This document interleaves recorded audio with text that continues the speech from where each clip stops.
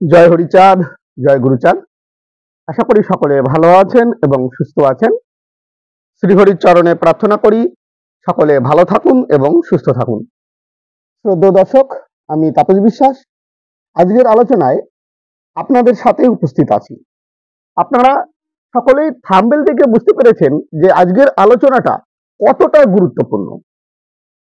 হিন্দুদের মন্দিরে মন্দিরে পাওয়া যাচ্ছে যে সমস্ত লাড্ডু, যেখানে প্রসাদ হিসাবে দেওয়া হচ্ছে, সেই প্রসাদের ঘি দিয়ে তৈরি করা লাড্ডুর মধ্যে যে ঘি ব্যবহার করা হয়েছে সেই ঘিয়ের মধ্যে রয়েছে পশু চর্বি। কোন কোন পশুর চর্বি? মাছের চর্বি রয়েছে, শুধু পশুর চর্বি নয়, মাছের চর্বি রয়েছে, এমনি অ্যানিমেলস রয়েছে, তার মধ্যে গাই অর্থাৎ গরু চর্বি আছে এবং শূকরের চর্বি আছে। এই মিশ্রিত করে অর্থাৎ পশু চর্বি মিশ্রণ করে তৈরি করা হচ্ছে ঘি। এটা যথার্থ সত্য, এটা মিথ্যা নয়। সেই ঘি ব্যবহার করা হচ্ছে মন্দিরে মন্দিরে এবং তার প্রসাদ দেওয়া হচ্ছে ভগবানকে। এক কথায় বলা যেতে পারে ভগবানকে দেওয়া হচ্ছে মাছ মাংস দিয়ে পুজো করা হচ্ছে। এটি মেনে নিতে পারছে না বহু মানুষ। ইদানিং ঘটে যাওয়া একটা ঘটনা, তিরুপতি বালাজি মন্দিরে প্রাপ্ত যে লাড্ডু ভোগ, সেই লাড্ডু ভোগে যে ঘি ব্যবহার করা হয় সেই ঘিয়ে রয়েছে পশু চর্বি। এই নিয়ে তুলকালাম চলছে আমাদের সারা ভারতবর্ষ জুড়ে। এ বিষয়টি বহু গদি মিডিয়া আছে যারা চুপ করে আছে, যথার্থ সত্য তারা দেখাচ্ছে না। আজ আমি একাধিক নিউজ চ্যানেলের বেশ কিছু সমীক্ষা আপনাদের সামনে তুলে ধরবো, আপনাদের দেখাবো যে দেখুন ঘি তৈরি হয় কিভাবে, ঘিয়ের প্রসেসিং কি, আসলে শুদ্ধ ঘি পাওয়া যায় কিনা, এবং যাকে শুদ্ধ ঘি বলা হয় তার মধ্যে অ্যানিমেলস চর্বি অথবা পশু চর্বি আছে কিনা, এই সমস্তই আমরা দেখাবো। অ্যানিমেলস ফ্যাট গুলো ব্যবহার করা হয় প্রায় সমস্ত ঘিতেই। বাড়িতে খাওয়ার জন্য কিছু কিছু আমরা শুদ্ধ ঘি তৈরি করতে পারি বা তৈরি করা হয়, কিন্তু মূলত অ্যানিমেলস যে চর্বি দিয়ে যেটা তৈরি করা হয়, অ্যানিমেলস ফ্যাট দিয়ে যেটা তৈরি করা হয় যে ঘি, সেটি বেশি বহুল প্রচারিত এবং বাজারে যা বিক্রি হয়। তো আর কথা না বাড়িয়ে আপনাদের আমি দেখাবো যে এই কিভাবে তিরুপতি বালাজি মন্দিরের এই রিপোর্ট ধরা পড়লো, কে ধরা করলো, কবে ধরা করলো, কি তার বিস্তারিত নিউজ চ্যানেলের মাধ্যমে আমি দেখাবো। আমার বহু দর্শক আছে যারা নিউজ চ্যানেলগুলো ভালোভাবে দেখে না, অনেকে বা বাংলা নিউজ চ্যানেলগুলোতে প্রায় চুপ হয়ে গেছে, বিষয় কোনো কথাই প্রায় বলছে না। হিন্দি নিউজ চ্যানেলগুলো দেখাচ্ছে, ইংলিশ নিউজ চ্যানেলগুলো দেখাচ্ছে, আমি সেগুলো আপনাদের সামনে এক এক করে দেখাবো। এবং এও বলবো যে আমরা এই যে আমাদের দেশে যে দুধ, আমাদের দেশের সমগ্র গরুর যে দুধ তৈরি হয়, সেই সমস্ত দুধ দিয়ে যদি আমাদের ঘি তৈরি করা হয়, তবুও কি আমাদের দেশে যা ঘিয়ের চাহিদা, সেই ঘিয়ের চাহিদা মেটানো যাবে কি?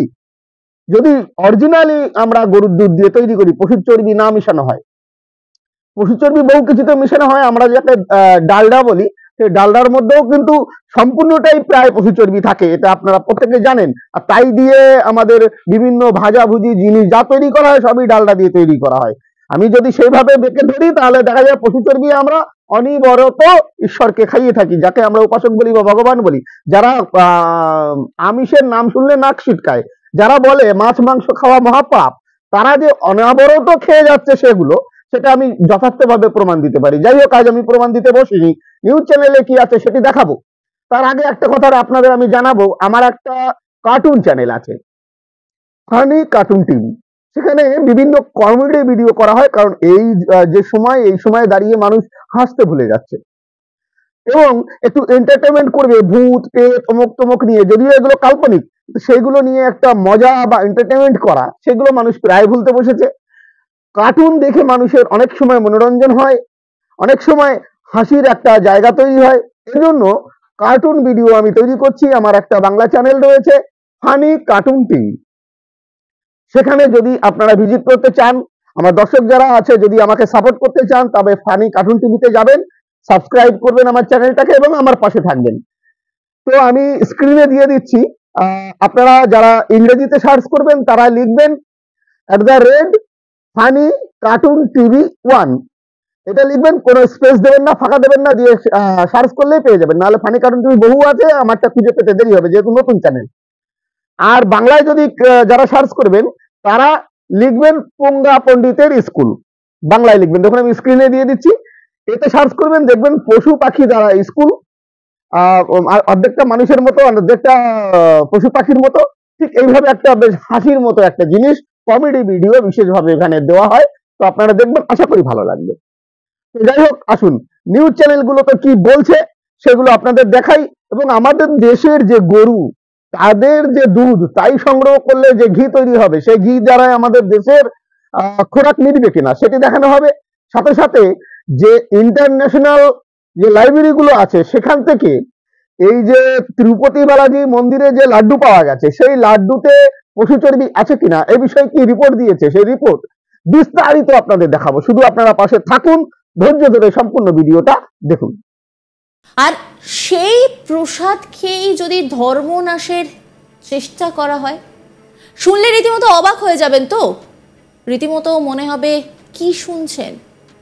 কিন্তু সেরকমই এক তথ্য সামনে আসছে, তিরুপতির প্রসাদে গরু শুয়োরের নাকি চর্বি, প্রসাদে গরু শুয়োরের চর্বি, মাছের তেল, মানে এটা কি সম্ভব? এই প্রশ্ন উঠতে শুরু করেছে।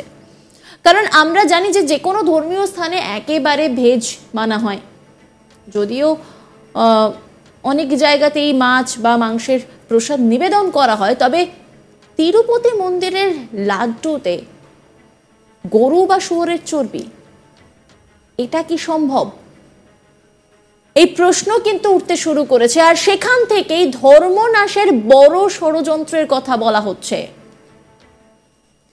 হিন্দুদের বিশ্বাসের কেন্দ্র তিরুপতি তিরুমালা মন্দির, জগৎ বিখ্যাত এই মন্দির প্রত্যেক দিন হাজারো হাজারো মানুষ পুণ্য লাভের আশায় ছুটে আসেন।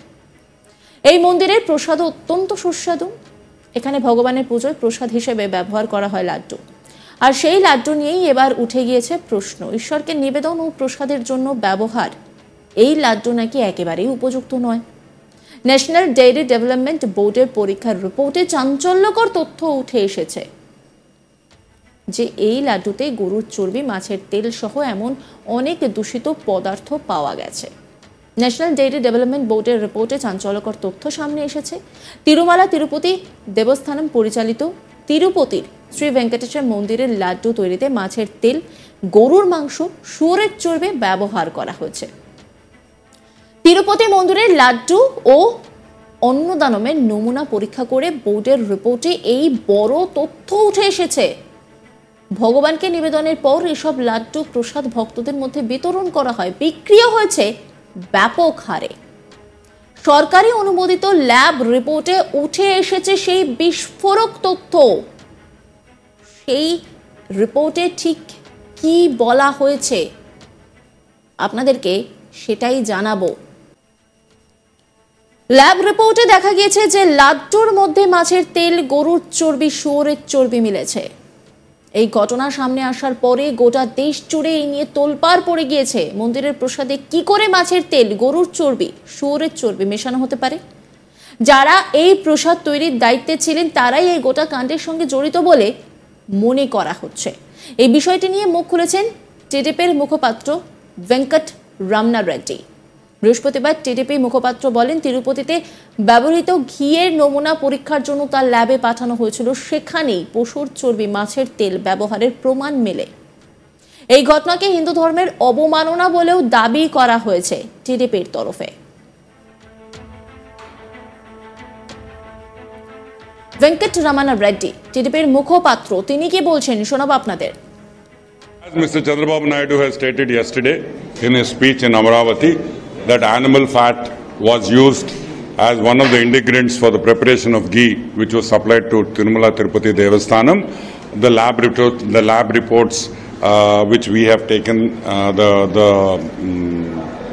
test samples which were taken and sent to the National Dairy Development Board in Gujarat, it has been certified from their lab that beef tallow and animal fat, that is lard, LARD, these were used, and fish oil was used in the preparation of ghee which was supplied to Tirumala, and also the S factor, that is in ghee and milk we have the S value. The S value should be at a standard is only 100. The value which was the S value which has got which is threw up in the test reports is only 19.7, to 19.797. Our only thing. এই ঘটনায় হিন্দু ধর্মের ধর্মগুরুরা বিরোধিতা করেছেন। ধর্মগুরু কি বলছেন শোনাবো আপনাদের। बालाजी के प्रति पूरे देश नहीं पूरे विश्व की आस्था वहाँ टिकी हुई है। एक परम पवित्र स्थान है, वहाँ पे लोग प्रसाद लेने जाते हैं सनातनी और ये समझते हैं कि यहाँ से हमें शुद्ध मिलता है। लेकिन आप देखिए जैसे थूक जिहादी हैं, जैसे मूत्र जिहादी हैं, कोई चीज़ में थूक के देते हैं, मूत्र करके देते हैं, उसी प्रकार से कहीं न कहीं जगन मोहन रेड्डी ने एक थूक जिहादियों की तरह चर्बी जिहाद करके और हिंदुओं को धर्म भ्रष्ट करने का प्रयास किया है। এত বড় অভিযোগের পর ওয়াইএসআর কংগ্রেস সিনিয়র নেতা এবং রাজ্যসভার সাংসদ ওয়াইভি সুব্বা রেড্ডি এক স্যান্ডেলে লিখেছেন, চন্দ্রবাবু নাইডু কোটি কোটি হিন্দুদের বিশ্বাসকে মারাত্মকভাবে আঘাত করেছেন। তিরুপতি মন্দিরের প্রসাদ সম্পর্কে তার মন্তব্য অত্যন্ত বিদ্বেষপূর্ণ। কোনো ব্যক্তি এ ধরনের কথা বলবে না বা এ ধরনের অভিযোগ করবে না। তিনি বলেন, এটা আবারও প্রমাণ হলো যে চন্দ্রবাবু নাইডু রাজনৈতিক ফায়দার জন্য যে কোনো স্তরে নামতে পারেন। এর আগে তিরুপতি মন্দিরের প্রসাদ হিসেবে লাড্ডু বিতরণ করা নিয়ে অন্ধ্রপ্রদেশের রাজনৈতিক উত্তেজনা ছিল। বুধবার এনডিএর বিধানসভা দলের বৈঠকে সিএম চন্দ্রবাবু নাইডু পূর্ববর্তী ওয়াইএসআরসিপি সরকারকে অভিযুক্ত করেছিলেন এবং বলেছিলেন যে আগের সরকার বিশ্ব বিখ্যাত তিরুপতির পবিত্র মিষ্টি তৈরিতে নিম্নমানের উপাদান এবং পশু চর্বি ব্যবহার করেছিল। आज तिरुपति मंदिर के एक पूर्व पुजारी ने यह दावा किया कि उन्होंने प्रसाद में खराब क्वालिटी के घी के इस्तेमाल को लेकर कई बार इस ट्रस्ट को शिकायतें की, इस बोर्ड को शिकायतें की, लेकिन ये जो समिति है, बोर्ड है मंदिर का, इस मंदिर समिति के पूर्व अध्यक्षों ने कभी भी इन शिकायतों को गंभीरता से नहीं लिया। Since last 5 years, the ghee which is used for preparation of the rice varieties of prasadams and the sweet meats to the god, to be offered to the god, that ghee is adulterated with animal fat and plant oils and all those things. So that all these things I had been objecting to and other officers, but none took notice of this. New government has taken a vow to purify, to sanctify the temple, and as a step in that system, in that program, now they are planning to buy pure cow ghee. ये जो मंदिर समिति है, असल में इसे बहुत ही प्रतिष्ठित समिति माना जाता है और आंध्र प्रदेश की राजनीति से जो लोग वाकिफ हैं वो ये जानते होंगे कि इस समिति का सदस्य बनने के लिए बड़े बड़े नेता पूरी ताकत लगाते हैं, बड़े बड़े नेता पूरा जोर लगाते हैं और इस समिति का सदस्य बनना भी अपने आप में एक बहुत प्रतिष्ठा की बात मानी जाती है और राजनीतिक रूप से भी ये जो मंदिर समिति है ये बड़ी शक्तिशाली मानी जाती है। इसलिए बड़े बड़े नेता चाहते हैं कि उनका किसी न किसी तरीके से उनके कोई परिवार का सदस्य इस मंदिर समिति में जरूर आ जाए। मंदिर समिति के पूर्व सदस्यों का कहना है कि तिरुपति मंदिर के पास अपनी खुद की एक लैब है जिसमें प्रसाद के लिए आने वाले घी और दूसरे सामान की जांच की जाती है और जब यह सामान तय मानकों पर खरा उतरता है तभी इससे प्रसाद के लड्डू बनाए जाते हैं और यह बात सही भी है, इसमें कोई गलत बात नहीं है। लेकिन यहां एक तथ्य यह भी है कि मिलावटी घी में जिस तरह से जानवरों की चर्बी और फैट को मिलाया जाता है वो मिलावट कई बार लैब की जांच में भी पकड़ी नहीं जाती। इस पर अमेरिका की नेशनल लाइब्रेरी ऑफ मेडिसिन ने एक स्टडी की और यह बताया कि इस समय दुनिया में ऐसी कोई स्पष्ट टेक्नोलॉजी विकसित नहीं हुई है जिससे जानवरों की चर्बी और उनके फैट से बने घी की पहचान बिल्कुल ठीक तरीके से की जा सके और इसी बात का फायदा उठाकर बाजारों में नकली घी बिकता है और आज ये मामला सिर्फ तिरुपति मंदिर के लड्डुओं का और मंदिर के प्रसाद का नहीं है।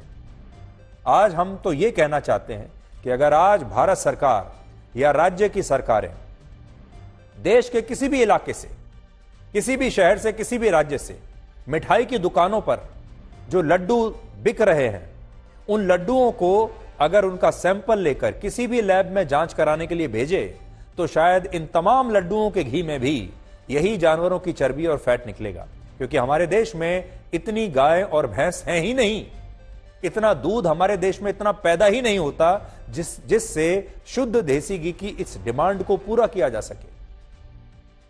इस कैलकुलेशन को भी आप एक बार जरा देखिए उससे आपको पता चलेगा कि हो सकता है आप भी नकली देसी घी ही खा रहे हों।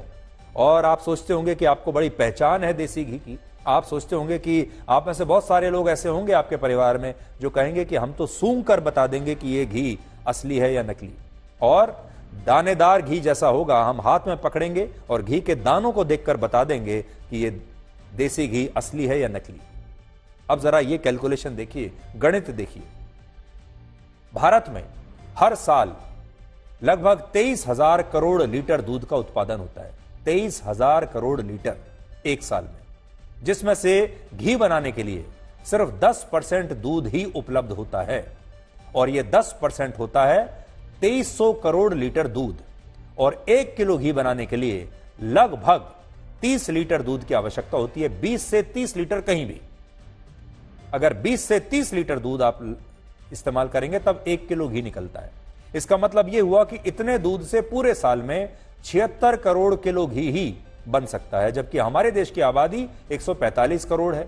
और अगर हम ये मान लें कि इन 145 करोड़ लोगों में आधे लोग भी घी खाते हैं तो उन्हें साल भर के लिए 1 किलो ही घी मिलेगा, जबकि हर साल व्यक्ति साल भर में अधिकतम 4 से 5 किलो घी खाने का इस्तेमाल तो करता ही है। और इससे आप ये समझ सकते हैं कि हमारे देश में जितना घी चाहिए उतना दूध है ही नहीं। यानी हमारी जो घी की डिमांड है, अगर उसे बनाने के लिए जितना दूध की आवश्यकता है उतना दूध हमारे देश में पैदा ही नहीं होता। इसका मतलब क्या हुआ कि जितना दूध पैदा हो रहा है उससे तो कहीं बहुत कम घी निकलेगा। बाकी का सारा घी इस बाजार में मिलावटी है और नकली है। और इसी के कारण जानवरों की चर्बी से मिलावटी घी बनाया जाता है। और यह घी आपके घर से लेकर, आपकी रसोई से लेकर, मिठाई की दुकान तक और अब शायद मंदिर के प्रसाद तक पहुंच चुका है। और हो सकता है कि देश के बाकी मंदिरों में भी ऐसे ही मिलावटी घी का इस्तेमाल हो रहा हो। यहां आपके मन में यह सवाल भी होगा कि तिरुपति मंदिर के लड्डुओं में बीफ टैलो, लार्ड और मछली के तेल ही क्यों मिला? तो इसकी वजह यह हो सकती है कि नकली घी बनता ही इन्हीं चीजों से है। इसमें लार्ड उस सफेद पदार्थ को कहते हैं जो सूअर की चर्बी को पिघलाने पर निकलता है और यह बिल्कुल घी जैसा दिखता है। जब मिलावटी घी बनाया जाता है तो उसे दानेदार बनाने के लिए और उसमें घी जैसी सफेद परत और चिकनाहट पैदा करने के लिए जानवरों की चर्बी पिघलाकर डाली जाती है और इससे असली और मिलावटी घी के बीच का जो फर्क होता है वो खत्म हो जाता है। 1 किलोग्राम घी को तैयार करने के लिए उसमें जानवरों की 500 ग्राम चर्बी, 300 ग्राम रिफाइंड पाम ऑयल और फिश ऑयल, इसमें रिफाइंड ऑयल होगा, पाम ऑयल होगा, फिश ऑयल होगा, 200 ग्राम असली देसी घी और 100 ग्राम केमिकल मिलाया जाता है। और यह वही केमिकल होते हैं जिससे जानवरों की चर्बी वाले घी से शुद्ध देसी घी की सुगंध आने लगती है। और जब आप बाजार में घी खरीदने के लिए जाते हैं तो आप क्या देखते हैं? आप देखते हैं उसकी सुगंध कैसी है। बड़े बड़े हमारे लोग ऐसे हैं जो कहते हैं हम सूंघ के बता देंगे, तो वो पहले सूंघते हैं, सुगंध आप देखते हैं कि कैसी है, फिर देखते हैं रंग कैसा है, रंग से भी पता चलता है, फिर देखते हैं उसमें चिकनाहट कैसी है और फिर देखते हैं कि वो घी कितना दानेदार है। और अगर ये सारी चीजें आपको बढ़िया दिखती हैं, सूंघने में बढ़िया है, दानेदार है, रंग बहुत अच्छा है, चिकना भी है, तो आपको लगता है कि हमने शुद्ध देसी घी खरीद लिया।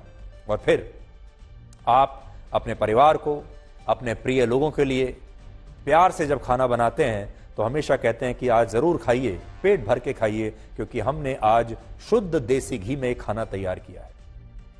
कड़वा सच ये है कि ये सारी चीजें जानवरों की चर्बी और फैट वाले घी में भी होती हैं, जिसके कारण बाजारों में सरकारों की नाक के नीचे नकली और मिलावटी घी बेचा जाता है। और तिरुपति मंदिर में भी जो घी इस्तेमाल हुआ होगा या जो आपके घरों में भी घी इस्तेमाल हो रहा होगा, ये वही मिलावटी घी हो सकता है और ये बात सरकारें भी मान चुकी हैं।